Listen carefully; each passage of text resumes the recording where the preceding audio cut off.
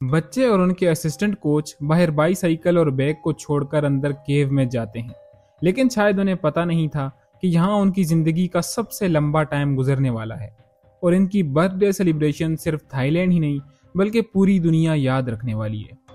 This is the story of impossible Thai cave rescue. 23 June 2018 wild boars football club के बच्चे usually रोज की तरह अपनी ट्रेनिंग कर रहे थे। सभी की उम्रें 11 से 16 साल के बीच में थी और उनके साथ एक 25 साल का असिस्टेंट कोच भी था। इसमें इंटरेस्टिंग बात यह थी कि कोइंसिडेंटली 4 बच्चों की बर्थडे आज के ही दिन थी। तो इसी मौके पर प्लान बनता है कि सभी टाउन के पास थैम लॉन्ग केव को विजिट करेंगे, लेकिन बगैर किसी को बताए हुए बच्चे और उनके असिस्टेंट कोच बाहर बाईसाइकिल और बैग को छोड़कर अंदर केव में जाते हैं। केव पिच ब्लैक, एक्सट्रीमली कॉम्प्लेक्स और क्लस्ट्रोफोबिक थी।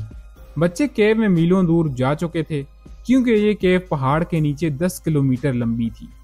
इसके फौरन बाद बाहर तेज बारिश शुरू हो जाती है। पानी तेजी से केव के अंदर जा रहा था और देखते ही देखते पूरी केव पानी से डूब चुकी थी। वाइल्ड बोर फुटबॉल के हेड कोच को बच्चों के पेरेंट्स की तरफ से मल्टीपल कॉल्स आती हैं। बच्चों के पेरेंट्स से बात करने पर पता चलता है कि बच्चे घंटों से घर नहीं पहुंचे।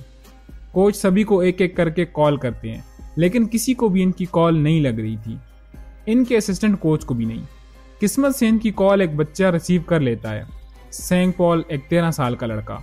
वो अपने घर में था और तब कोच को इन बच्चों के थैम लॉन्ग केव में जाने की खबर मिलती है। पुलिस और बच्चों के पेरेंट्स को केव के बाहर बच्चों की बाईसाइकिल्स और बैकपैक्स देखने के बाद ये कंफर्म हो जाता है कि बच्चे केव में ही हैं। बारिश के मौसम की अभी शुरुआत हुई थी, यानी ये नवंबर तक चलने वाली थी। अगर वो 13 बच्चे उस अंधेरे केव में बच भी गए होंगे तो महीनों तक वहां ट्रैप रहने वाले थे। बच्चों को यहां से रेस्क्यू करना एक बहुत ही मुश्किल काम था क्योंकि ये केव बहुत कम्प्लेक्स थी। ये थाईलैंड की सबसे बड़ी केव थी जो कि तकरीबन 10 किलोमीटर लंबी थी। अगर बारिश आहिस्ता होती है और डाइवर्स अंदर जाते हैं तो इन्हें कई मुश्किलात का सामना करना था। केव के अंदर का पानी कभी स्टेबल नहीं होने वाला था। केव में मल्टीपल क्रैक्स और फ्रैक्चर्स थे और पहाड़ के अंदर से वहां रेगुलर पानी आ रहा था। केव के अंदर पानी के इतने तेज बहाव में डाइवर को डाइव करना एक काइंड ऑफ इम्पॉसिबल था और विजिबिलिटी नियर जीरो। ठंडा पानी और पूरा अंधेरा केव जहां डाइवर को खुद पता नहीं होता कि वो सरफेस के कितना ऊपर है। ये एक unimaginable and highly stressful rescue mission बन चुका था जिसे पूरी दुनिया देख रही थी। 5000 से ज्यादा लोग, 17 मुल्कों की एजेंसीज इस नामुमकिन मिशन को मुमकिन करने में लग जाती हैं और अब शुरुआत होती है हिस्ट्री की one of the greatest rescue mission. Town में लोकल अथॉरिटीज के साथ साथ थाईलैंड के नेवी सील के स्पेशल डाइवर्स आते हैं। क्राइसिस मैनेजमेंट टीम सेटअप होती है रेस्क्यू टीम को कोऑर्डिनेट करने के लिए। कई हजारों लोग वॉलंटरली अपनी एफर्ट्स इसमें डाल रहे थे। थाई के नेवी सील्स अपनी पहली डाइव करने केव में जाते हैं, लेकिन अंदर पानी का बहाव बहुत तेज था और वो कुछ देर बाद खुद को बहुत सी चोटें लगवाकर वापस बाहर आ जाते हैं। वर्न अर्न्सवर्थ, एक ब्रिटिश सिविलियन, वो एक एक्सपीरियंस डाइवर थे। इन्हें थाई केव की अच्छी अंडरस्टैंडिंग थी क्योंकि वो इस केव को कई सालों से एक्सप्लोर कर रहे थे और इसकी मैपिंग कर रहे थे। अर्न्सवर्थ का यहाँ होना एक अच्छी बात थी क्योंकि इनकी अच्छी दोस्ती थी 2 ब्रिटिश डाइवर्स से और वो थाई नेवी सील अथॉरिटी को इन दोनों से कांटेक्ट करवा देते हैं। जॉन एंड रिक दोनों बहुत टाइम से अच्छे दोस्त थे और दोनों की आपस में बॉन्डिंग भी अच्छी थी क्योंकि दोनों ने साथ में मिलकर कई रेस्क्यू मिशंस किए थे। डेली रेस्क्यू साइट पर नए नए एक्सपर्ट्स आ रहे थे, लेकिन सब में यही डर था कि कहीं हम लेट ना हो जाएं। अगर बच्चे जिंदा होंगे तो उनके लिए खाना पानी नहीं होगा क्योंकि वो तो कुछ ही घंटों के लिए एडवेंचर करने गए थे। जब दोनों ब्रिटिश डाइवर्स जॉन और रिक रेस्क्यू साइट पर आते हैं तो थाई नेवी सील्स के बीच में इनके रिगार्डिंग काफी सारे डाउट्स थे कि क्या ये दोनों कुछ ऐसा कंट्रीब्यूट कर सकते हैं जो हम नेवी सील्स नहीं कर सकते। No, there's no like theatre of war inside a cave, so they've never ever been in a cave in their lives. So of course they haven't got those sort of spatial skills to navigating one, which we've honed over all those years. John के लिए caving एक passion की तरह थी, हालांकि वो एक IT consultant थे और रिक एक फायर फाइटर थे। दोनों एथलेटिक और मिलिट्री टैक्टिक्स में कमजोर थे, लेकिन इन दोनों के पास एक स्पेशल स्किल थी जो इस कंडीशन में परफेक्ट सूट करती थी। केव में अंदर जाने के लिए दूसरी स्किल की जरूरत थी क्योंकि केव के ऑलमोस्ट हिस्से डूब चुके थे और जगह छोटी और टेढ़ी थी। जगह जगह पर नुकीले पत्थर भी निकले हुए थे और ऐसे रास्ते पर जाना नेवी सील की भी बस की बात नहीं थी, जबकि ये दोनों इस सिचुएशन के लिए एब्सोल्यूट एक्सपर्ट थे। रिक और जॉन के लिए केव सिस्टम में अपनी पहली डाइव करना चैलेंजिंग था, क्योंकि वो अंदर के पानी के फ्लो के खिलाफ डाइव कर रहे थे। There was a really strong current. You probably couldn't swim against it for long distance, so we were on the floor with our hands in the sand, pulling ourselves along. That was the only way to make progress. दोनों अंदर एक cable लगा रहे थे, जिससे दूसरे cables को इसका यूज करके अंदर जाने में आसानी हो, लेकिन फिर भी ये सब चैलेंजिंग था। केव में एक पटाया बीच नाम की एक सेक्शन भी थी। वो एक एलिवेटेड जगह पर थी, यानी कि थोड़ी सी ऊंची जगह थी, और अगर बच्चे जिंदा होंगे तो इसी जगह पर हो सकते हैं। दूसरी तरफ नेवी सील और वहां के लोग पूरी मेहनत कर रहे थे केव के अंदर पानी के लेवल को कम करने के लिए। पंप से पानी के लेवल को कम करके इसके साथ के खेतों में रिलीज किया जा रहा था। ये पानी उन फसलों को तो खराब कर रहा था, लेकिन और किया भी क्या ही जा सकता था। रिक और जॉन एक लंबे केव डाइव की शुरुआत करते हैं पटाया बीच की तरफ जाने के लिए। लंबे और एग्जॉस्टिंग डाइव के बाद वो फाइनली पटाया बीच पहुंच जाते हैं, और अब वो केव के हाईएस्ट पॉइंट पर थे, लेकिन इन्हें बच्चों के होने की कोई भी साइन नजर नहीं आ रही थी। इनका यहाँ से आगे जाने का भी कोई इरादा नहीं था, क्योंकि ऑक्सीजन सिलेंडर में ऑक्सीजन इतनी ज़्यादा नहीं थी। लेकिन फिर भी वो रिजर्व ऑक्सीजन का यूज़ करके आगे जाते हैं, और अब वो पटाया बीच से भी आगे आ चुके थे।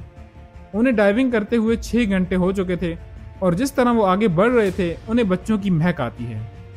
फिर उन्हें दूर से एक लाइट नोटिस होती है। जब वो और थोड़ा आगे बढ़ते हैं तो उन्हें आवाज़ें आना शुरू हो जाती हैं, और जब वो अपने कैमरा को ऑन करते हैं तो How many of you? 13. Brilliant.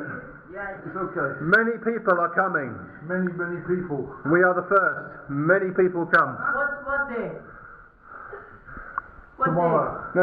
What day is it? They're asking. เขาบอกไปได้มั้ย Monday. Monday. Okay, but 1 week and Monday. You have been here 10 days. 10 days. You are very strong. Dramatic scenes in Thailand. Against all odds, rescuers in Thailand have found 12 missing boys. Well, what an amazing day. For family members, pure elation after a heartbreaking waiting game. सभी लड़के केव entrance से 4 kilometre दूर मिले थे, और किस्मत से सभी सही सलामत थे, लेकिन 10 दिनों से भूखे सरवाइव करने के लिए उनके कोच ने उन्हें मेडिटेशन करना सिखाया और एक सीरीज ऑफ ब्रीथिंग एक्सरसाइजेस बताई। एनर्जी बचाने के लिए सभी को मूवमेंट करने से भी रोक दिया। हालांकि उन्हें खाना नहीं मिल रहा था, लेकिन ऊपर एक स्पॉट से हल्का हल्का पानी टपक रहा था, और वही उनके लिए पानी का आखिरी जरिया था, और बाकी केव का पानी गंदा था। सभी एक 14 फीट ऊंची जगह पे थे जहां अभी तक पानी नहीं आया था, और पूरे एंटायर केव में यही एक जगह थी जहां बच्चे सरवाइव कर सकते थे। बच्चों को ढूंढना इस मिशन में सबसे इजी पार्ट था। बच्चे मिले थे उन्हें एंट्रेंस से 4 किलोमीटर की दूरी पर। पहली बात तो ये कि एक्सपीरियंस्ड केव डाइवर्स भी अंदर इतनी दूर जाकर पैनिक कर रहे थे, और दूसरा उन्हें डाइव करके 6 घंटे का सफर तय करना था। लेकिन अब उन्हें बच्चे भी साथ में लाने थे जिन्हें जरा भी केव में डाइव करने का तरीका नहीं आता था। तो इस तरह से बच्चे निकलेंगे कैसे? और पता है ये अंधेरा केव अभी एक इंसान की जान लेने वाला था। तो बेसिकली बच्चों को बाहर निकालने के लिए 3 रास्ते नजर आ रहे थे। पहला ऑप्शन था कि बच्चों को सिखाया जाए डाइव करना। वो प्रॉपर इंस्ट्रक्शंस के साथ डाइव करने की प्रैक्टिस कर सकते थे जब तक कि वो लॉन्ग डाइव के काबिल ना हो जाएं। दूसरा ऑप्शन था कि केव को ऊपर से ड्रिल करके बच्चों को एक एलिवेटर के जरिए बाहर निकाला जाए। और फाइनल ऑप्शन थी वेट किया जाए जब तक कि बारिश का सीज़न ख़त्म ना हो जाए, और तब तक टीम के थ्रू उन्हें खाना पीना प्रोवाइड किया जाए, और जब केव से पानी बाहर निकल जाएगा तो सभी लोग बाहर आ जाएंगे। रेस्क्यूज के लिए इन तीनों ऑप्शंस में से कोई भी ऑप्शन रियलिस्टिक नहीं था। बच्चों को डाइव करना नहीं सिखाया जा सकता था, क्योंकि वो पहले ही बहुत थके हुए थे और एग्जॉस्ट थे। पहाड़ को भी ऊपर से खोद कर बच्चों तक पहुंचना अनरियलिस्टिक था, और नवंबर तक का वेट भी नहीं किया जा सकता था। अगर बारिशें और भी ज़्यादा होती तो जो बच्चों की सेफ स्पॉट थी वो भी खतरे में पड़ सकती थी। और अब इस रेस्क्यू मिशन में एंट्री होती है इलॉन मस्क की। इलॉन मस्क भी इस रेस्क्यू मिशन में कंट्रीब्यूट करना चाह रहे थे। उन्होंने बनाई थी एक टाइनी किड साइज सबमरीन वहाँ से बच्चों को निकालने के लिए। सबमरीन को बहुत ही हल्का बनाया गया था और बच्चों को इसकी मदद से बाहर निकाला जा सकता था। लेकिन इस सबमरीन को इस्तेमाल नहीं किया जाता है क्योंकि वर्न अंसवर्थ के अकॉर्डिंग ये इम्प्रैक्टिकल था बच्चों को इसमें डाल के ले जाना। वो इसके अंदर घुटन से ही मर सकते थे। किसी के पास भी कोई भी एक रियलिस्टिक प्लान नहीं था, तो रिक के पास एक क्रेजी आइडिया आता है। क्या हो अगर बच्चों को एक सेडेटिव ड्रग कीटामीन इंजेक्ट किया जाए और बेहोश बच्चों को ट्रांसपोर्ट करके केव से बाहर निकाला जाए। इस टाइम पर रिक अपने पुराने दोस्त के साथ टच में थे, डॉक्टर हैरिस। हैरिस एक एनेस्थीसियोलॉजिस्ट थे ऑस्ट्रेलिया से और एक केव डाइवर भी थे। उन्हें 30 साल का एक्सपीरियंस भी था। डॉक्टर हैरिस इस प्लान के खिलाफ थे क्योंकि बच्चों को सेडेटिव्स थोड़ी ही अमाउंट में दिए जा सकते थे, अदरवाइज ज़्यादा देने से वो मर भी सकते थे। एक डोज में बच्चा 1 ही घंटे तक बेहोश रह सकता था, लेकिन इन्हें सफ़र तय करना था 6 घंटे का, यानी इन्हें बीच बीच में पानी में ही डोज देनी पड़ेगी। और अगर इस दौरान बच्चा जाग गया तो उसे पैनिक अटैक भी आ सकता है और वो उससे भी मर सकता है। कुछ टाइम बाद ये खबर आती है। Breaking news out of Thailand, where a former Thai Navy SEAL has died during rescue operations. समान गुरान एक नेवी सील बच्चों के पास ऑक्सीजन सिलेंडर पहुंचाकर वापस आ रहे थे, लेकिन अनफॉर्चुनेटली केव के अंदर एक स्पॉट से उनकी ऑक्सीजन सिलेंडर टकरा जाती है और ऑक्सीजन सिलेंडर पैसेज में नीचे गिर जाती है और पूरी ऑक्सीजन पानी में बह जाती है। समान गुरान की पानी में ऑक्सीजन की कमी की वजह से डेथ हो जाती है। डॉक्टर हैरिस को कोई दूसरा ऑप्शन नज़र नहीं आ रही थी और आखिर में वो इस प्लान के लिए राज़ी हो जाते हैं। हैरिस बच्चों की एज और वज़न के अकॉर्डिंग सभी के लिए अलग अलग डोजेस तैयार करते हैं। दुनिया के बेस्ट केव डाइवर्स को थाईलैंड बुलाया जाता है और एक बेस्ट टीम तैयार की जाती है। बच्चे यहाँ 16 दिन से फंसे थे और अब शुरू होता है हिस्ट्री का सबसे बड़ा रेस्क्यू मिशन, और इसे पूरी दुनिया देख रही थी। केव के पैसेज बहुत ही ज़्यादा पतले और कम्प्लेक्स थे। एक बच्चे को सिर्फ एक ही डाइवर ले जा सकता था। बच्चों को वेट सूट पहनाया जाता है और फिर उन्हें सेडेटिव्स के 2 शॉट्स दिए जाते हैं जिससे बच्चे फुली अनकॉन्शियस हो जाएं। बच्चों को एक स्पेशल डाइविंग मास्क पहनाया जाता है और इनके हाथों को पीछे करके बांध दिया जाता है। एक केबल की मदद से डाइवर खुद को बच्चे से जोड़ते हैं ताकि अंधेरे पैसेज में वो एक दूसरे से दूर ना हो जाएं। रास्ते में डाइवर्स को यह भी ख्याल रखना था कि बच्चे प्रॉपर सांस ले भी रहे हैं या नहीं। दोपहर के 1 बज रहे थे और इन बच्चों का पहला सफ़र शुरू होता है। बच्चों की ज़िंदगी अब इन डाइवर्स के हाथ में थी। एक छोटी सी पैसेज, वो भी 30 इंच की। एक छोटी सी भी गलती की भी कोई गुंजाइश नहीं थी। टेढ़े मेढ़े रास्ते और साथ में एक कीमती कार्गो। बच्चों पर सेडेटिव्स का असर ख़त्म होने लग रहा था। डिफ़िकल्ट सिचुएशन की डिफ़िकल्टी और भी ज़्यादा बढ़ रही थी। डाइवर्स बच्चों के पानी में फ्लोट होते हुए उनके पैर में सेडेटिव को इंजेक्ट कर देते हैं। ऑलमोस्ट 4 घंटे के बाद बच्चे और डाइवर्स केव में मीलों तक का सफ़र तय कर चुके थे, लेकिन अभी तक ये खेल ख़त्म नहीं हुआ था। फाइनल चैम्बर की सबसे नैरो चैम्बर आती है जहाँ टाइटेस्ट स्क्वीज थी।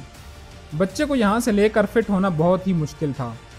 मुश्किलात का सामना करते हुए वो रस्सी के गाइड के सहारे स्लोली एंड केयरफुली वहाँ से निकल जाते। Mission Impossible has now become Mission Incredible. Well, this is what all of those who've been involved in this operation have been waiting to see. The boys are coming out. The buzz was amazing. It was quite incredible that we got the first 4 out. We weren't sure we would. Emotions were running high. पहले दिन 4 बच्चे successfully निकल गए थे और ऐसा लग रहा था कि ये प्लान काम कर रहा है। लेकिन अभी एक चीज़ डिफरेंट थी। पहले अगर रेस्क्यूअर्स एक बच्चे को भी निकालने में कामयाब रहे तो इन्हें हीरो माना गया, लेकिन अगर अब वो एक भी बच्चे को भी निकालने में नाकाम रहे तो पता नहीं उन्हें क्या क्या माना जाएगा। रेस्क्यूअर्स पर अब पहले से भी ज़्यादा प्रेशर था। 8 बच्चे और एक असिस्टेंट कोच अंदर बचे हुए थे। डाइवर्स उस जगह से 4 और बच्चों को बाहर निकाल लेते हैं। दूसरी success. 4 more boys emerging from that cramped and flooded cave. All are now in hospital in nearby Chiang Rai. लेकिन आखिरी दिन असल ड्रामा शुरू होता है। आखिरी दिन प्लान था कि 4 बच्चों और एक असिस्टेंट कोच को बाहर निकालने का, लेकिन इसमें कुछ प्रॉब्लम्स आती हैं। आज का मौसम बहुत ही ज़्यादा ख़राब था और बारिश की वजह से केव में वाटर लेवल कहीं ज़्यादा बढ़ चुका था। डाइवर्स को आज केव में पानी के तेज़ फ्लो का भी सामना करना था। आज सभी डाइवर्स बहुत ही नर्वस थे। सभी डाइवर्स गाइड रस्सी का यूज़ करके केव में सफ़र कर रहे थे और क्रिस भी वही रस्सी को पकड़कर आगे बढ़ रहे थे। और हमें पता है कि पैसेज की विजिबिलिटी 0 थी। क्रिस वहाँ पे रास्ता भूल चुका था और वो पूरी तरह पैनिक हो रहा था। 20 मिनट तक रस्सी को ढूंढते हुए उसे नीचे दूसरी केबल मिलती है जो शुरू में थाई नेवी सील्स ने लगाई थी। लेकिन गलती ये होती है कि वो इस केबल के सहारे ऑपोजिट डायरेक्शन में जा रहा था। उसे कोई आइडिया नहीं था कि वो कहाँ जा रहा है। वो लिटरली रास्ता भूल चुका था। आखिर में उसे एक छोटी सी चैम्बर मिलती है जहाँ वो बच्चे को पानी से ऊपर निकालता है। क्रिस वहाँ उस चैम्बर में बैठा रो रहा था और उसकी आंखों से आंसू आ रहे थे। थैंकफुली वो इस जगह को पहचान लेते हैं और वो दोबारा से असली वाली रस्सी को पकड़कर सही डायरेक्शन में चलने लगते हैं। रेस्क्यू मिशन आखिरी सेकंड तक मुश्किल था, लेकिन सभी मुश्किलात के बावजूद फाइनली रेस्क्यूज ने मिशन को कंप्लीट कर लिया था। One of the greatest rescues of all time, एक सक्सेस की कहानी जिसे पूरी दुनिया ने देखा। 5000 से भी ज़्यादा लोग, 200 से ज़्यादा रेस्क्यूअर्स, मिलिट्री, सब ने इस मिशन पे काम किया। किसी ने भी एक्सपेक्ट नहीं किया था कि ऐसा होगा। बच्चों को केव से बाहर निकालना एक मौजज़े से कम नहीं था और ये केव मिशन इंसानियत की मिसाल बन गया था।